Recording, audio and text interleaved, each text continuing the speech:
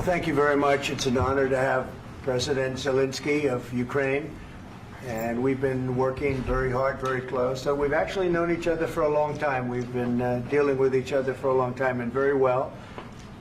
We had a little negotiation spat, but that worked out great. I think for both countries, I think for the world, actually, beyond both countries. And we have something that is a very fair deal. And we look forward to getting in and digging and working and getting some of the rare earth. But it means we're going to be inside, and it's a big commitment from the United States, and we appreciate working with you very much. And we will continue to do that. We have had some very good discussions with Russia. I spoke with President Putin, and we're going to try and bring this to a close. It's something that you want and that he wants. We're going to have to negotiate a deal. But we've started the confines of a deal, and I think something can happen. The big thing is the number of soldiers, mostly at this point, but soldiers being killed. You're losing thousands of soldiers. So on both sides, we're losing a lot of soldiers, and we want to see it stop. And we want to see the money get put to different kinds of use, like rebuilding. And we're going to be working very hard. But we've had a lot of very good conversations. I will say until we came along, the Biden administration didn't speak to Russia whatsoever. They didn't speak to anybody. They just allowed this to continue. And I will say that, I'll say in front of you, you've heard me say it 1,000 times, if I were president, this war would have never happened. We would have had a deal negotiated for you without having to go through what you've gone through. But your soldiers have been unbelievably brave. We've given them great equipment, but somebody has to use the equipment. They've been unbelievably brave, and we give them great credit. This was supposed to be over very quickly, and here we are 3 years later. So I give tremendous credit to your generals and your soldiers and yourself in the sense that it's been very hard fighting, very tough fighting. They're great fighters. And you have to be very proud of them from that standpoint. But now we want to get it over with. It's enough, right? We want to get it over with. So it's an honor to have you here. Thank you very much for coming. We're going to sign the agreement at the conference in the East Room in a little while, right after lunch. And we'll be having lunch together. We're also discussing some other things. And we appreciate everybody being here. It's somewhat of an exciting moment, but the really exciting moment is when they stop the shooting and we end up with a deal. And I think we're fairly close to getting that, and an honor to have you. And please, I'd like to say something. No, thank you so much, Mr. President. Thank you for the invitation. And really, I hope that this first document, will be first step to real security guarantees for Ukraine, our people, our children. I really count on it. And of course, we count that America will not stop support. Really, for us, it's very important to support and to continue it. I want to discuss it with details further during our conversation, and of course, the infrastructure or security guarantees. Because for today, I understand what Europe is ready to do.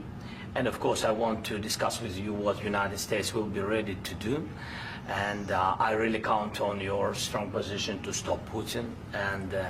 And you said that enough with the war. I think that is very important, Ben, to say these words to Putin at the very beginning of war, because he is a killer and terrorist. But I hope that together we can stop him.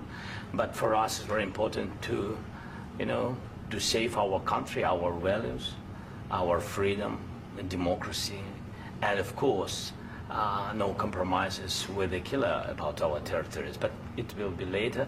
And of course, what I wanted, we spoke about it by phone with you about the drones production. We have very good drones production. I think the best one in the world for today because of the war.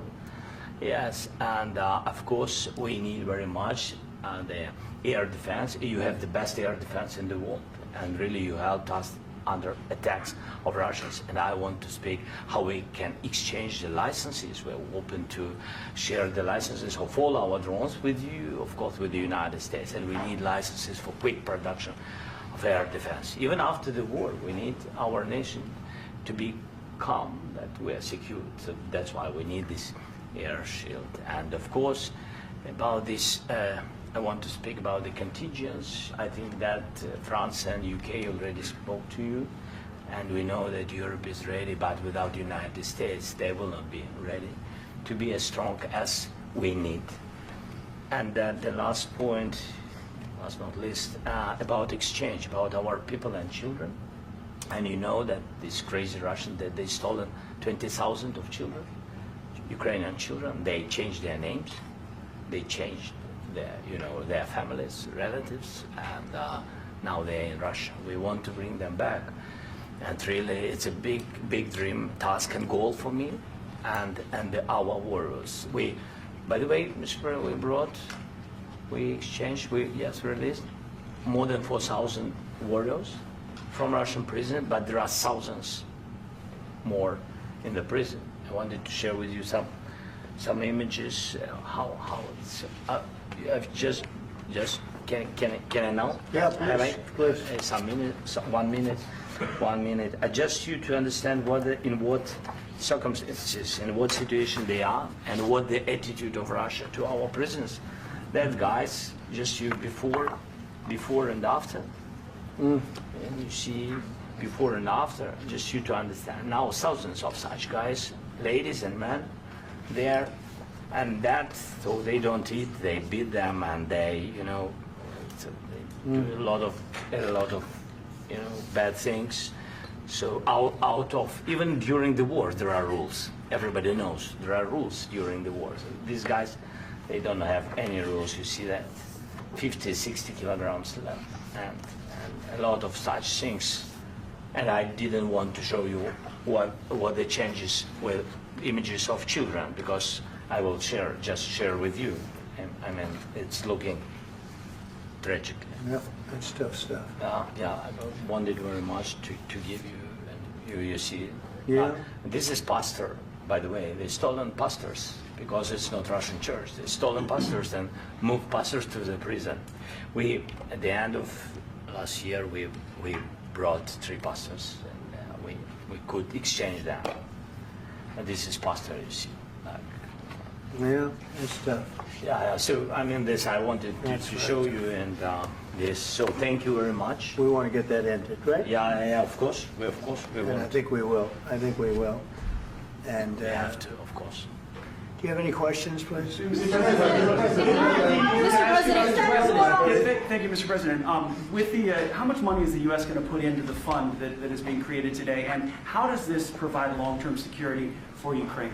Well, we don't know exactly how much, because we're going to be putting some money in a fund that we're going to get from the raw earth that we're going to be taking and sharing in terms of revenue. So it's going to be a lot of money will be made from the sale and from the use of raw earth. And as you know, our country doesn't have much raw earth. We have a lot of oil and gas, but we don't have a lot of the raw earth.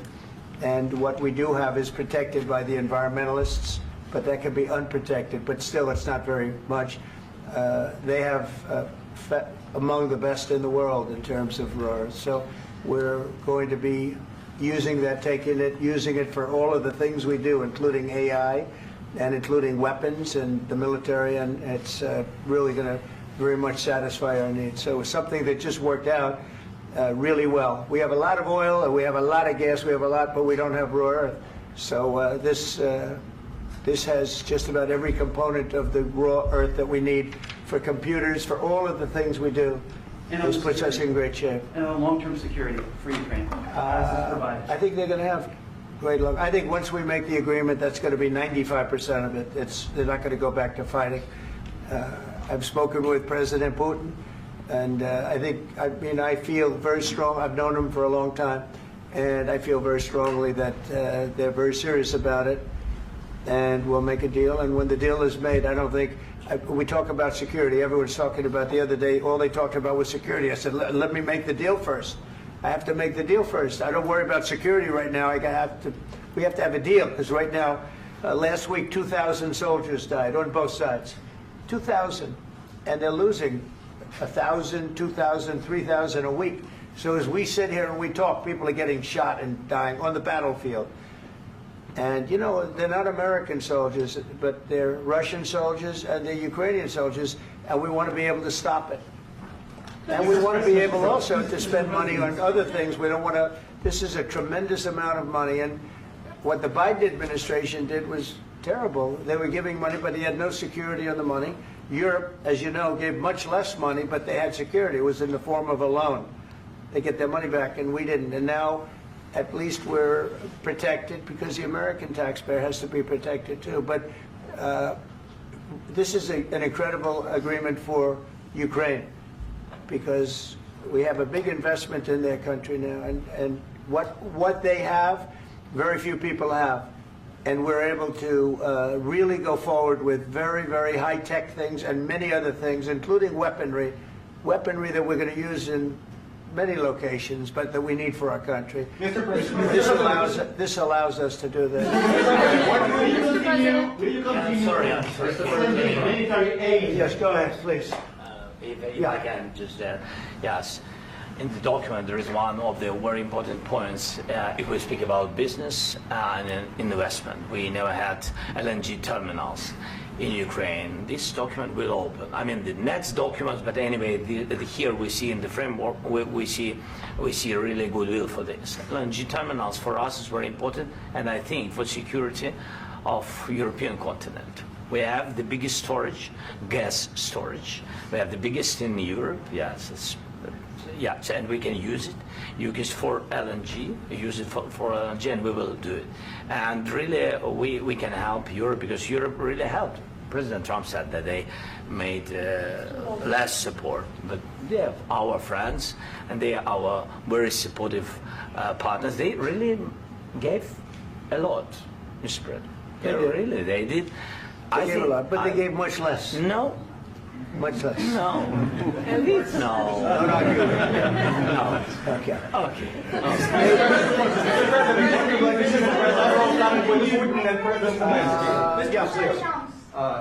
Mr. President Trump, you have repeatedly called the deal with Ukraine as a historical one. And as a President of the United States, you make historical decisions in other issues which affect America and other world. So what place in the world history do you want to take? And do you associate yourself with any famous historical figures? Yeah, I'd say George Washington, Abraham Lincoln. I would say I'm far superior to George Washington and Abraham Lincoln. Now, you know I'm only kidding, right? Because when I say that, the fake news is going to go wild. They're going to say he considers himself to be better than Washington. But you never know. You never know. I don't compare myself to anybody. I'm here to do a job. We've had a great 35 days or whatever it might be, a month, a little more than a month. We've accomplished tremendous amounts. Not only this would be a very great achievement if we could get the war stopped and get them back to normalization. I think that's going to happen. We've had very good talks on both sides, as you know. But I think we've done a very good job, just generally. If you look at all of the things we've done in 30 days, they're saying there's never been a opening for a president. The first month, there's never been a first month like we've had. And this is one of the very important things. This, to me, is one of the most important things because we have tremendous death taking place as we speak, and I don't want to have that. You know, think of the parents, whether they're in Russia or Ukraine, think of the parents of all these people being killed needlessly. They came to our territory. Should have never started. This would have, if I were president, this would have never started. Mr. President, where and how do you envision, Mr. President, will you continue sending military aid to Ukraine after the U.S. signs this agreement with Ukraine? Yeah, we're going to be continuing. President Zelensky, do you feel like the U.S. is on your side, that President Trump is on your side at this moment? What do you think? He wants to know, do you think that, sort of a stupid question. I guess we wouldn't be here if I wasn't. I think that the United States on our side from the very beginning of occupation, and I think that President Trump on our side, and of course, I'm sure that the United States President will not stop support. This is crucial for us. It's important for us. Yes. And Putin, the president speaks about the people and the soldiers which are dying, but they came to our territory, they came to our land. They began this war, and they have to stop. And I think this is the question, with really the most important question. Can President Trump, I hope yes, with some other allies, to stop Putin, withdraw these enemies, our enemy, withdraw these troops from our land? And I think that you asked about the history, I think that if President, or when, he will stop Putin, if President Trump will bring peace to our country, I think he will be on this wall. We've had very, very good talks. What about military aid to Ukraine? President Zelensky just said that there will be no compromises with Vladimir Putin. I just wanted to ask both of you, firstly, are there compromises that you think that President Zelensky is going to have to make? And President Zelensky, is there anything that you might be thinking that you may be able to offer or bring to the table, for example, elections? Thank you. I think you're going to have to always make compromises. You can't do any deals without compromises. So certainly he's going to have to make some compromises, but hopefully they won't be as big as some people think you're going to have to make. That's all. That's all we can do. I'm here as an arbitrator, as a mediator to a certain extent between two parties that have been very hostile, to put it mildly. They've been very hostile. There's been a vicious war. There's been a vicious war. You know, it's a very level battlefield, and those bullets go out, and as I've said many times, we were talking about it with Pete, many times the only thing stopping those bullets is a human body. And in the case we're talking about, generally young human bodies are stopping a lot of bullets. It's dead level. That's why it's great farmland. It's great land. It's great farmland, but there's very little protection against the bullets that are being, and other things that are being shot. So all I can do is see if I can get everybody at the table and get an agreement. And I think we're going to end up with an agreement. Otherwise, I wouldn't probably be even here today. Mr. President, I've got two questions for you. You think ultimately your legacy will be the peacemaker and not the president that led this country into another war and ended foreign wars? And I've got a question. I hope it will. I mean, I hope I'm going to be remembered as a peacemaker. This would be a great thing if we could do this. I'm doing this to save lives more than anything else. Second is to save a lot of money, but I consider that to be far less important. So I hope I'm going to, thank you, Brian, for that question. It was a nice question. I hope I'll be known and recognized as a peacemaker. This would be a great thing to solve. This is a very dangerous situation. You know, this could lead to a third world war. This was headed in the wrong direction. If this election were lost, if we didn't win this election, and we won it by a lot, that was a mandate. We won every swing state. We won the popular vote by millions and millions of votes. We won everything.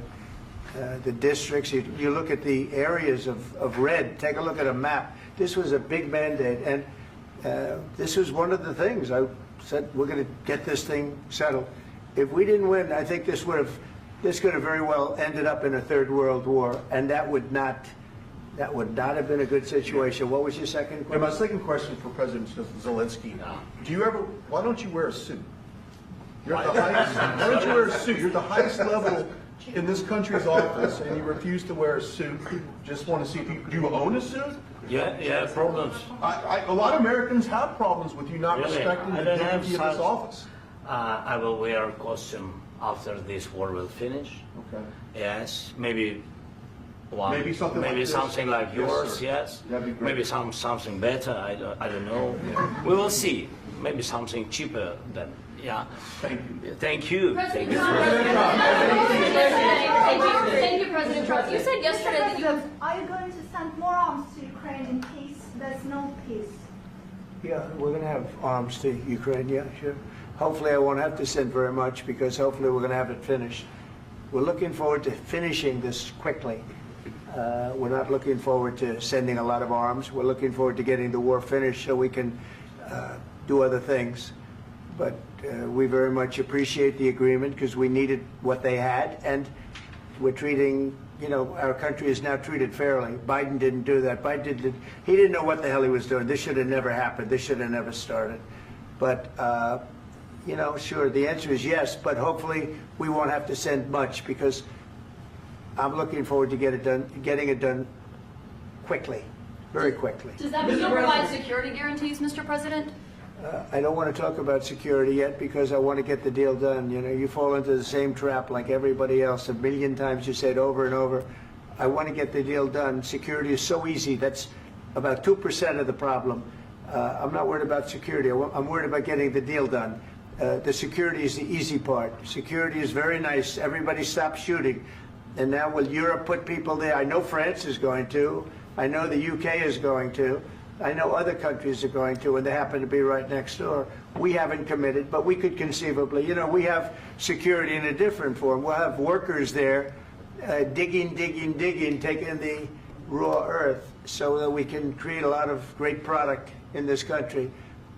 So in that sense, you have something, but we haven't determined that yet. I will say, in speaking to France and in speaking to, and they were here, as you know, last week and just the other day, they have committed to a lot of security. I don't think you're going to need much security. I think once this deal gets done, it's over. Russia's not going to want to go back, and nobody's going to want to go back. When this deal ends, I really believe this deal is going to be over.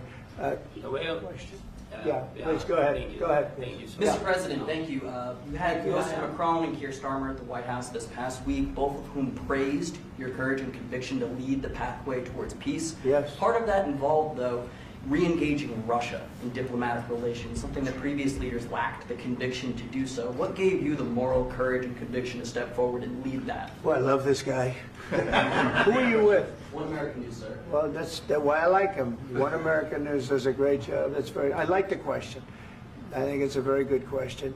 It's a pathway to peace. It's a pathway to getting something solved. And I feel that as the head of this country, I have an obligation to do that. Plus, you know, we're very much involved. We got involved. It's too bad we got involved because there should have been no involvement because there should have been no war. And there shouldn't have been October 7th. That would have never happened. As you know, Iran was broke. They had no money to give to Hezbollah. They had no money to give to Hamas. They were stone cold broke. And then under Biden, they became rich as hell.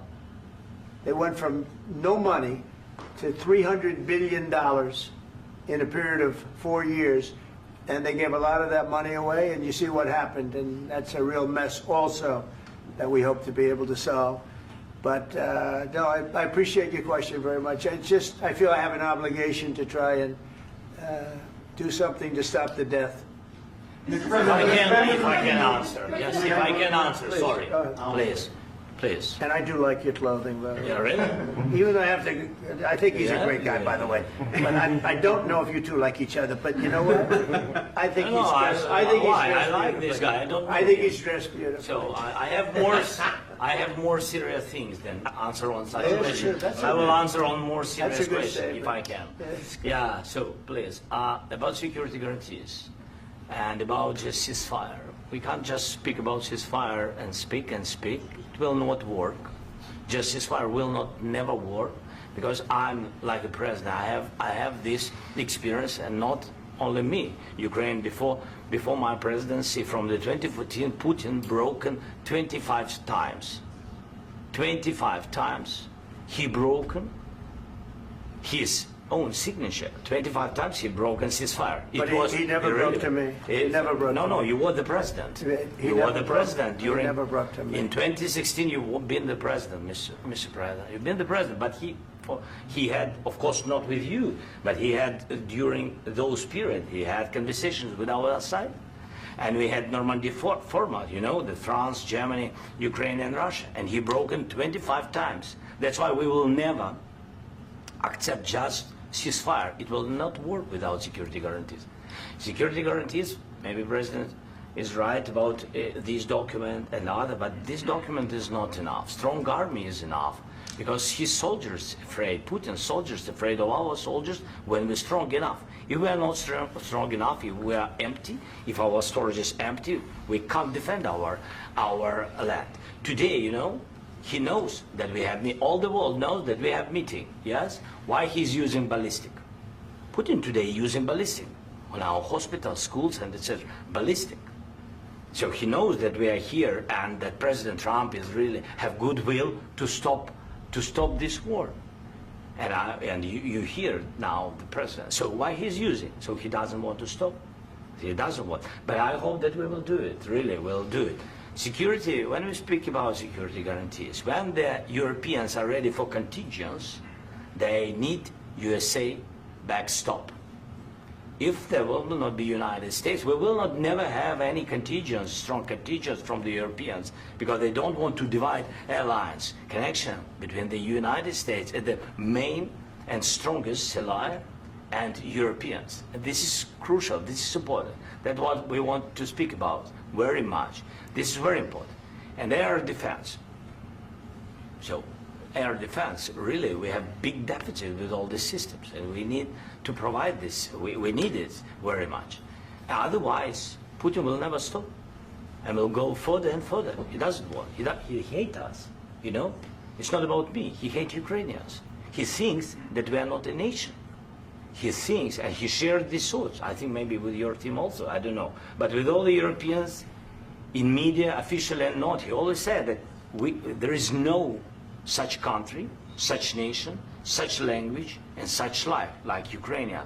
No, he really doesn't respect all the Ukrainians, and he wants to destroy us. And you are right, Mr. President. That's 2%. This document, maybe other documents, it's a very good start, very good, but it will not enough to stop this person. Should Russia pay to rebuild Ukraine? Mr. President, under these Should Russia pay to rebuild Ukraine? They have to pay. This question. You This is didn't the rule. because- This is the rule of because the war. I'm This is sorry. the rule of the war. During all the centuries, all the history, this is the rule of the war. Who began, those pay. Do you agree This with is the that? rule. Putin began this war. He has to pay all money for innovation. He has to pay. Of course, some Russian assets, what we have in Europe, about 300 billion, we can use them. We can use for innovation and buy military support from the United States also. We can do it, but it's not enough. It's not enough. President, under these circumstances, do you envision a trilateral summit with Because I want Putin to and know- President Zelensky? Wait, 1 second. I asked this question that you didn't like because I wanted to know if you want to position yourself in the middle between Russia and Yes. Ukraine or on the Ukraine side. No, I'm in the middle. I want to solve this thing. I'm for both. I want to get it solved.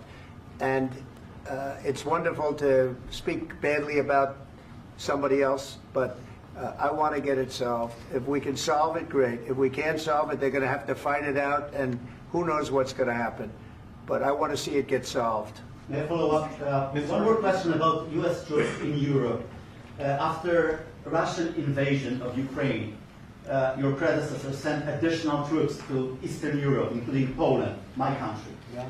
Are you committed to keeping these troops on the eastern flank of NATO in the future? I'm very committed to Poland. I think Poland has really stepped up and done a great job for NATO. They, as you know, they paid more than they had to. They are one of the finest groups of people I've ever known. I'm very committed to Poland. What about Baltics? Poland's in a tough neighborhood, you know. What about the Baltics? The Baltics, they got a lot of, it's a tough neighborhood too, but we're committed. We're going to be very committed, and we're committed to NATO. But NATO has to step up, and the Europeans have to step up more than they have. And I want to see them equalize, because they are in for far less than we're in, and they should be at least equal. You understand that? Why is the United States, we have an ocean in between, why is the United States in for so much more money and other things as Europe? With that being said, and as you said, they've also been obviously very helpful, but we have put in far more than they have, and I think they should equalize. Mr. President, Please, go ahead. Ask you about the agreement again today. What changed between the first time that Secretary Bessent gave President Zelensky the agreement and today for the signing? We made a deal. So What was the I'm just, deciding factor? I'm a business person. We made a deal. That's what changed. Mr. President, I didn't think we were going to make a deal, and We ended up making the deal, so that changed. Mr. President, what and how do you envision a trilateral summit with President Zelensky and Putin? I don't know, under but these well, they circumstances? don't like each other, I can tell you that. Okay? They do not like each other. This is not a love match, and it's unfortunate. That's why you're in this situation. The United States should not have allowed this to happen, okay? The United States, run by a man that didn't know much, I'm going to be very nice, run by an incompetent person, very incompetent person, should never have allowed this to happen. I've stopped wars. I've stopped many wars. My people will tell you, I stopped wars that nobody ever heard about. I stopped wars before they ever started. You can look at some of, I could give you a lot of nations that would tell you right now they were probably going to war. I could tell you right now there's a nation thinking about going to war on something that nobody in this room has ever even heard about. Two smaller nations, but big, still big. And I think I've stopped it. But this should have never happened. Mr. President, About sorry, just a second. About any negotiations. First of all, I want really to tell you, and I think that everybody understands that Ukraine, more than Ukrainians, nobody wants to stop this war. But at the future, any negotiations, it's understandable that two sides of the war, not Russia and the United States, because this is not the war between Russia and the United States. This is war of Russia against Ukraine and Ukrainian people. So these two sides will be at the anyway will be at the negotiation table. Then of course United States, like the strongest partner of the Ukraine, and of course Europe. I think Europe is very important. I want to speak about it with the president. Yes, Europe is very important for us because we really defend Europe for today. All Europeans really recognize that we are defending line, and they have real life, and our people are dying. That's why they helped us. And also, it's about the NATO. Yes, between, like the president said, you have big, nice ocean. Yes, between us. But if we will not stay, Russia will go further to Baltics and to Poland, by the way. But first to the Baltics. It's understandable for them because they've been in the USSR. You know, they've been one of the republics of the USSR, and Putin wants to bring them back to his empire. It's a fact. And when he will go there, if we will not stay, you will fight. Your American soldiers, it doesn't matter, do you have ocean or not, your soldiers will fight. Mr. President, would you be willing to visit Ukraine, maybe Kyiv or Odessa, which is known to be a dirty area of the Black Sea? It was my question. I'm sorry. I don't want to talk about Odessa now. Let's not talk about Odessa. I want to talk about making a deal, getting peace. We don't have to talk about Odessa, but a lot of cities have been destroyed. A lot of cities that are not recognizable. There's not a building standing. No, and a lot of things have Mr. President, you have to come and to look. No. We have very good cities. Yes, a lot of things have been destroyed, but mostly cities alive, and people work, and children go to school. Sometimes it's very difficult. Sometimes closer to front line, children have to go to underground schools or online, but we live. Ukraine is fighting, and Ukraine lives. This is very important. And maybe it's Putin is sharing this information that he destroyed us. No, he lost 700,000 people, 700,000 soldiers. He lost everything. Yes. So. Mr. President, one more. I mentioned Poland. Please, go ahead. When did you last speak with President Putin, and what did he say that? A couple of days ago. And what did he tell you that gave you the assurance that he wanted peace? Well, that's what I do. My whole life is deals. I know pretty good. And I've known him for a long time. I've dealt with him for a long time. He had to suffer through the Russia hoax. You know, Russia was a hoax. It was all Biden. It was nothing to do with him. So he had to suffer through that, and he was able to do that. I think that he wants to make a deal, and he'd like to see it end. That's all I do. That's what I do. My whole life, that's what I do, is make deals. And I'm in the middle of a mess, because this is a real mess. It's a very dangerous one. If this doesn't get solved now, it's not going to get solved for a long time. So I hope we're going to get it solved. In the back, please. Thank you, Mr. President. Prime Minister Starmer claims repeatedly that his government believes in free speech and was not engaged in censorship. But his country's government arrests people for memes and thought crimes, and even more worrisome is pressuring American companies to censor Americans on its behalf.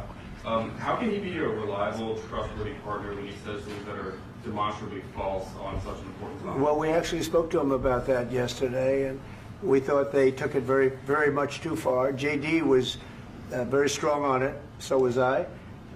So was Marco. And we've been speaking to him about it. Marco, would you like to say something about that? Yeah, we have concerns, obviously, with the conduct of those, particularly as it impacts Americans. And there's real concern that American speech, which is online, could fall into the hands of British or any country's jurisdiction. And so this is a point the Vice President made of Munich, and I think it's a very compelling one that what unites us with Europe, as much as anything else, is these shared values, and one of them being free speech. And so if Americans are threatened by it, we're going to need to take action in that regard. Mr. President.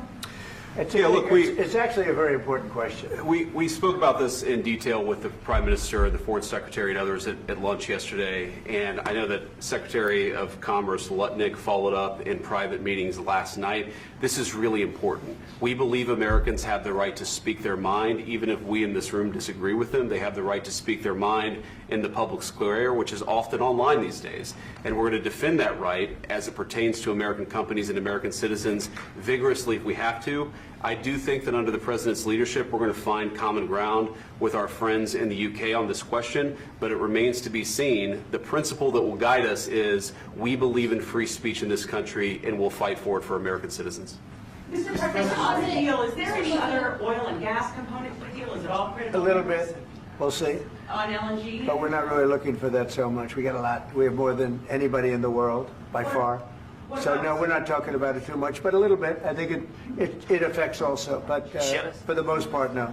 And sir, is there any agreement from Ukraine to purchase U.S. LNG as part of the deal, or is that on the table at all? No, we don't need that. Mr. President, I just wanted to ask you about, you just mentioned that you guys spoken to Vladimir Putin a couple of days ago. Just to be clear, that's a new call, not the one that you... I've spoken to him on numerous occasions. Okay, and how was the latest call?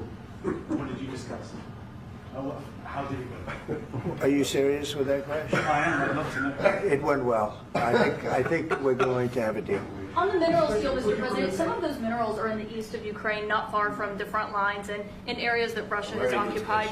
Will you direct President Putin to withdraw his forces from those areas if there's U.S. interest? Well, we'll take a look at the time. We have a lot of area. It's a very big area we're talking about, so we'll take a look. I'll study that and I'll see.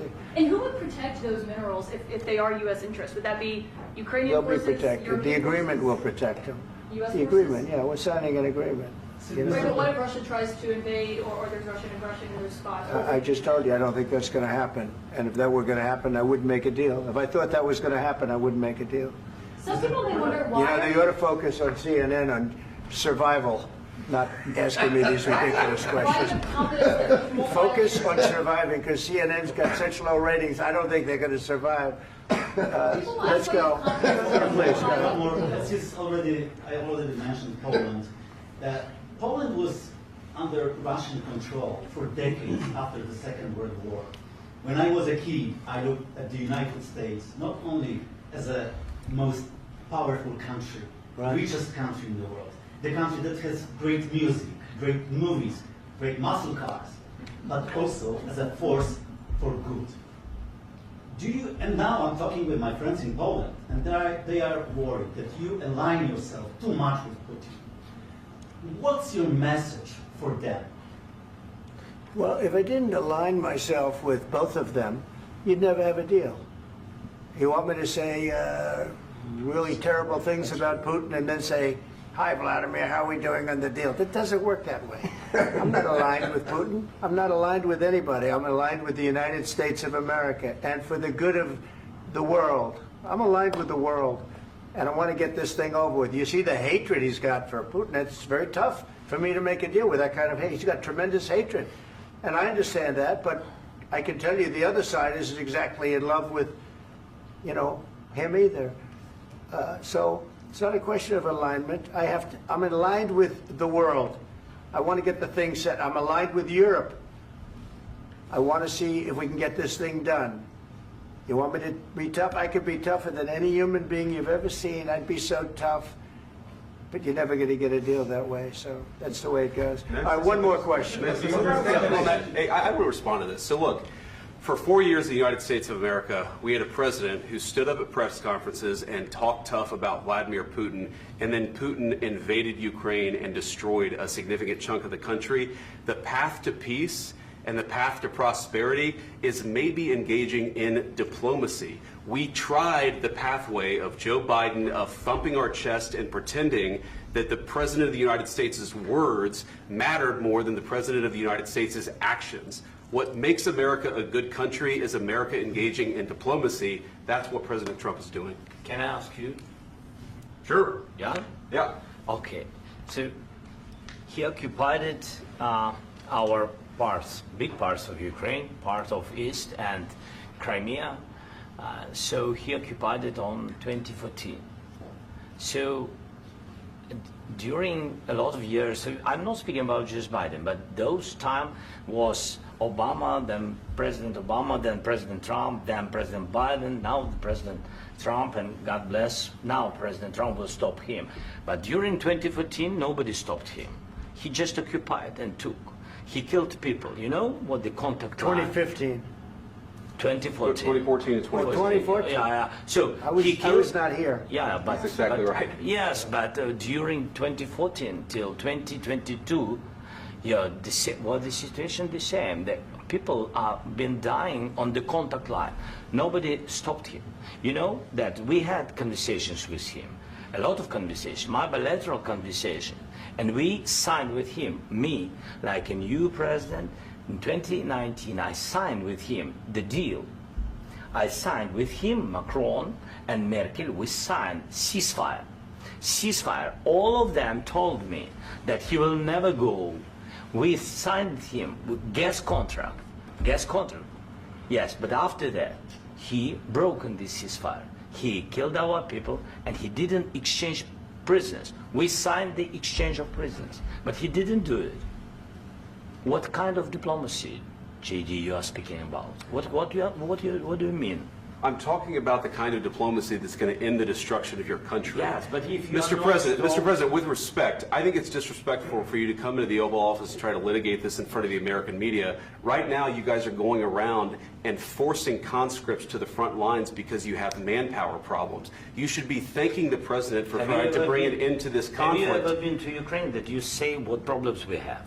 I have been to. Come once. I've actually watched and seen the stories, and I know what happens is you bring them on a propaganda tour, Mr. President. Do you disagree that you've had problems bringing people into your military? And do you think that it's respectful to come to the Oval Office of the United States of America and attack the administration that is trying to prevent the destruction of your country? A lot of questions. Let's start from the beginning. Sure. First of all, during the war, everybody has problems. Even you, but you have nice ocean and don't feel now, but you will feel it in the future. God bless. You don't know that. God bless. You don't God know bless. that. You will not have a war. Don't tell us what we're going to feel. We're trying to solve a problem. Don't tell us what we're going to feel. I'm not telling you. Because I'm you're in no answering on position this to question. dictate that. That's exactly what you're doing. You're in no position to dictate what we're going to feel. We're going to feel very good. You will feel influence. We're going to feel very I'm good and telling very you, strong. You will feel influence. You're right now not in a very good position. You've allowed yourself to be in a very bad position, and he happens to be right about it. From the very beginning of the war. You're not in a good position. You don't have the cards. cards right now. With us, you start having I'm not cards. playing cards. Right now, you don't. I'm Yeah, very you're playing serious, cards. Mr. President. You're I'm playing very cards. serious. You're I'm gambling the with the president lives in of war. millions of people. You think You're you- gambling with World War III. what you're You're speaking gambling about? with What you're World speaking War about? III. And what you're doing is very disrespectful to the country, this country. That's with back all to you. respect to your Far country. more than a lot of people I'm said very they respect. should have. Have you said thank you once? This A lot entire of meeting? times. No, in this Even entire meeting, today. have you said thank Even you? today. You went to Pennsylvania and campaigned for the opposition in October. Offer some words of appreciation for the United States of you America speaking about? and the president who's trying to save your country. Please, you think that if you will speak very loudly about the war, you He's can... not speaking loudly. He's not Yeah. speaking loudly. Your country's Can- in big can- trouble. Can I Wait a answer? minute. No, Can you've I done a lot answer? of talking. Your country is in big trouble. I know. You're not I winning. know. You're not winning this. You have a damn good chance of we are coming out staying, okay because of Mr. us. President, we are staying in our country, staying strong from the very beginning of the war. We've been alone, and we are thankful. I said thanks You haven't in been this alone. cabinet, You and haven't not been only alone. in this We cabinet. gave you, through I this said thank stupid you. president, $350 billion. You voted we gave for you your military president. equipment, You and you voted men for are your brave, president. but they had to use our military. What about If you didn't have You our invited military me- equipment, you invited if me you to didn't speak- have our military equipment, this war would have been over in 2 weeks. In 3 okay? days, I heard it from Putin. In 3 days, this is something Maybe new. less. In 2 weeks, of course, yes. It's going to be a very hard thing to do business like this. I Again, tell you. just say thank you. I said a lot of times that thank there, you accept to that- American people. Accept that there are disagreements, and let's go litigate those disagreements rather than trying to fight it out in the American media when you're wrong. We know that you're wrong. But you see, I think it's good for the American people to see what's going on. I understand, sir. I think it's I very understand. important. That's why I kept this going so long. You have to be thankful. You I'm- don't have the I'm cards. thankful. You're buried there. Your people are dying. tell you You're again, running I low know. on soldiers. Don't- Listen, don't please, you're running Mr. low on President. soldiers. It would be a damn good thing. Mr. And President. then you tell us, I don't want a ceasefire. I don't want a ceasefire. I want to go and I want this.